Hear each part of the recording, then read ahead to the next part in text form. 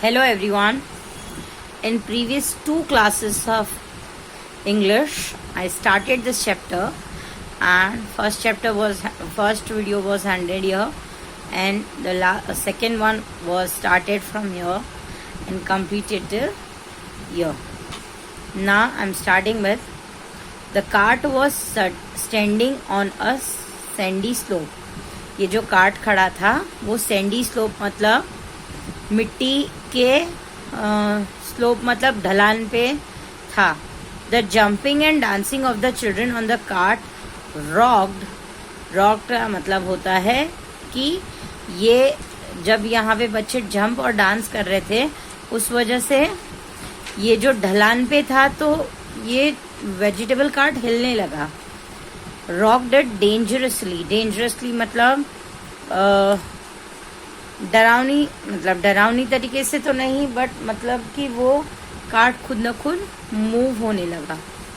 Suddenly the wheels of cart slipped, और जैसे ही वो लोग डांस कर रहे थे वो स्लोप पे वो वेजिटेबल कार्ट चलने लगा. The cart with the 6 children still on it started rolling down the slope towards the river.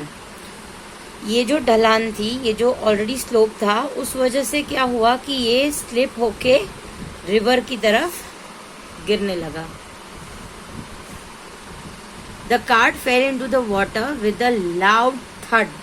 थड का मतलब होता है जब कोई भी चीज जोर से गिरती है उसका आवाज आता है थड. The sound made when a heavy object hit something. जब भी पानी में से धड़ाक करके आवाज आती है तो वो साउंड को थड कहते हैं. The children started screaming with the fear.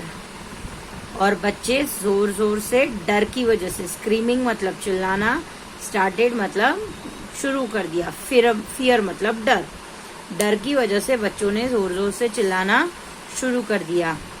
They did not know how to swim, क्योंकि उन बच्चों को तैरना आता नहीं था.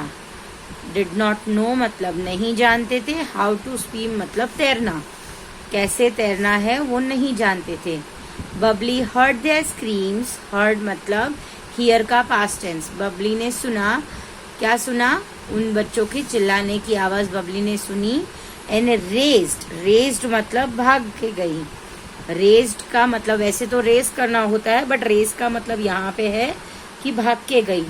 टू द स्पॉट मतलब जगह. कौन सी जगह की बात हो रही है? जहाँ पे ये सारे बच्चे पानी में गिर गए. Many grown up people quickly gathered. Grown up people मतलब बड़े जो बड़े लोग थे, बड़े इंसान थे, वो सारे जल्दी से गैदर्ड मतलब जमा हो गए. On the bank of river मतलब नदी के किनारे जमा हो गए. But no one try to save the drowning children. बट किसी ने भी ये डूबते हुए बच्चों को बचाने की कोशिश नहीं की. It was Babli who jumped into the river. वो बबली थी जिसने पानी में छलांग लगाई. And brought is the past tense of bring मतलब लाना, brought मतलब लाई. And brought 2 children back safely to the bank. और 2 बच्चों को अपने बैक पे मतलब अपनी पीठ पे उठा के सेफली, बैंक मतलब किनारे तक लेके आई. Then she jumped into the water again and saved 2 more children. और वापस से पहले 2 बच्चों को बचाया, फिर वापस से 2 बच्चों को बचा के वापस लेके आई. And as she got ready to jump into the river third time her brother came running to help her. और जैसे ही उसने तीसरी बार जंप करने की कोशिश की उसका भाई भागते हुए आ गया. And then they saved the remaining 2 children. और जैसे ही उसका भाई आ गया वो दोनों ने मिलके बाकी के 2 बच्चों को बचा लिया. The brave little girl had saved 6 children from the death मतलब मृत्यु, मरने से. 6 बच्चों को मरने से बचा लिया. in the water पानी में डूब के मरने से बचा लिया. Suddenly little Babli was a heroine. Heroine का मतलब वो एक्ट्रेस नहीं बन गई, बट वो सब में जानने सब उसको पहचानने लगे। The newspaper reporter wrote about her brave deed. Deed मतलब कहानी। ये जो पूरी जो भी घटना हुई थी, डीड का मतलब यहाँ पे घटना है, कोई भी घटना जो अच्छी या बुरी हो। तो न्यूज़पेपर रिपोर्टर जो था उसने क्या किया, उसने ये ब्रेव ये जो बहादुरी वाली कहानी है वो आया न्यूज़पेपर में। कौन सी न्यूज़पेपर में? अमर उजाला। ही asked बबली's father to send her name to the National Bravery Award। और ये जो अमर उजाला का न्यूज़पेपर रिपोर्टर था उसने क्या कहा कि बबली का नाम नेशनल ब्रेवरी अवार्ड के लिए भेजिए। And many other awards too, national bravery award और दूसरे भी अवार्ड्स के लिए भेजिए।